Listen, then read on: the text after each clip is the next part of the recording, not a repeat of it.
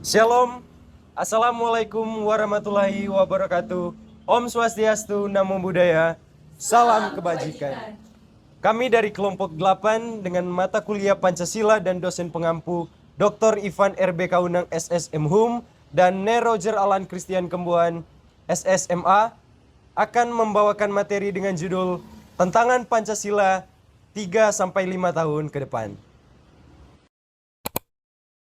Pancasila adalah dasar negara Republik Indonesia, merupakan filsafat yang menjadi panduan bagi bangsa Indonesia, terdiri dari 5 asas yang menjadi fondasi utama, yaitu 1. Ketuhanan yang Maha Esa, kepercayaan kepada Tuhan yang Maha Esa. 2.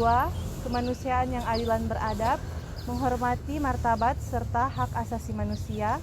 3. Persatuan Indonesia, mempertahankan kesatuan dan persatuan bangsa. Sila keempat, kerakyatan yang dipimpin oleh hikmat kebijaksanaan dalam permusyawaratan dan perwakilan. Pemerintahan yang berdasarkan kebijaksanaan dalam musyawarah untuk mencapai mufakat.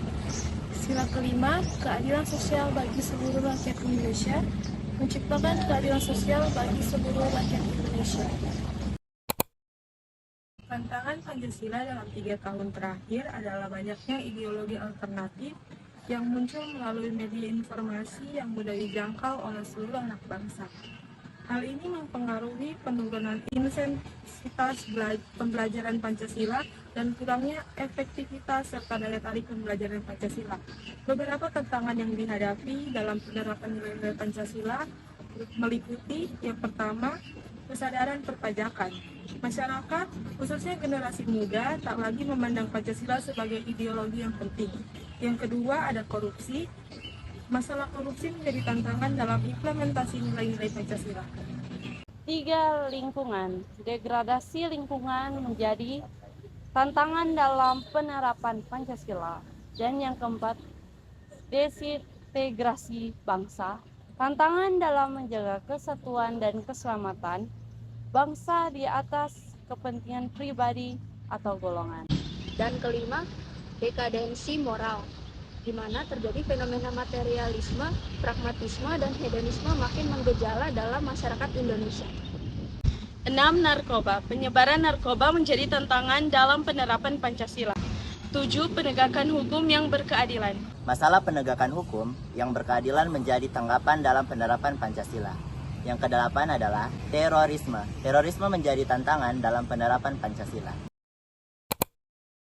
Tantangan terhadap Pancasila bisa muncul dari beberapa faktor, seperti yang pertama, perubahan sosial dan budaya, perubahan nilai-nilai sosial dan budaya dalam masyarakat yang mungkin tidak sejalan dengan prinsip-prinsip Pancasila.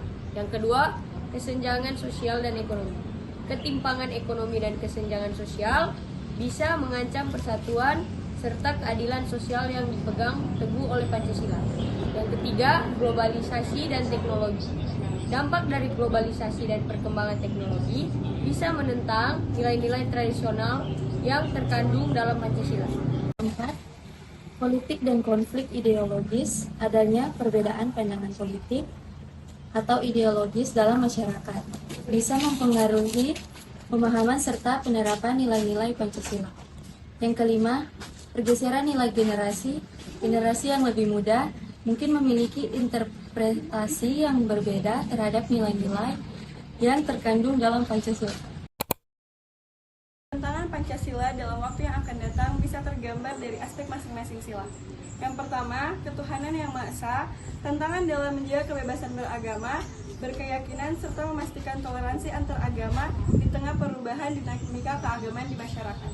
Yang kedua, kemanusiaan yang adil dan beradab, mengatasi ketimpangan sosial ekonomi yang dapat mengancam keadilan dan martabat manusia, menegakkan hak asasi manusia di tengah perkembangan teknologi dan kehidupan digital.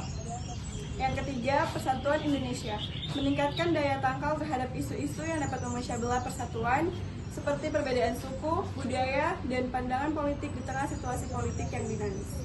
Keempat, perkembangan keterampilan berpikir kritis.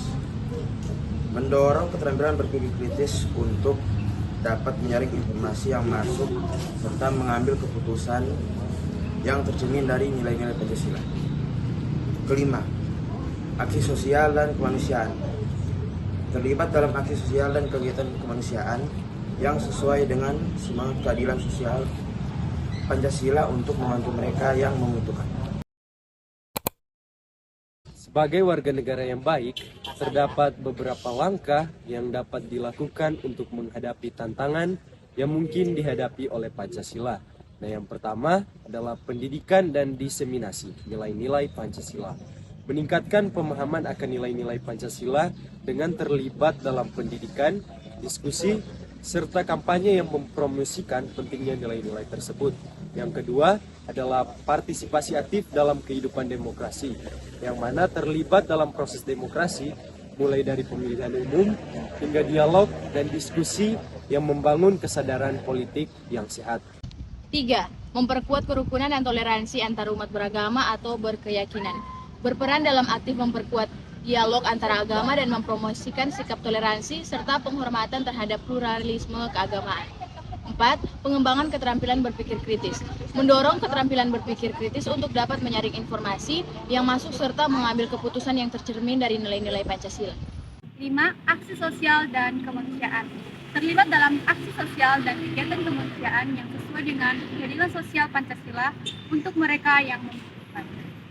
Melalui langkah-langkah ini, setiap warga negara dapat berperan aktif dalam memperkuat, mempertahankan, dan menerapkan nilai-nilai Pancasila dalam kehidupan sehari-hari, sehingga Pancasila tetap relevan dan kuat sebagai landasan bangsa Indonesia.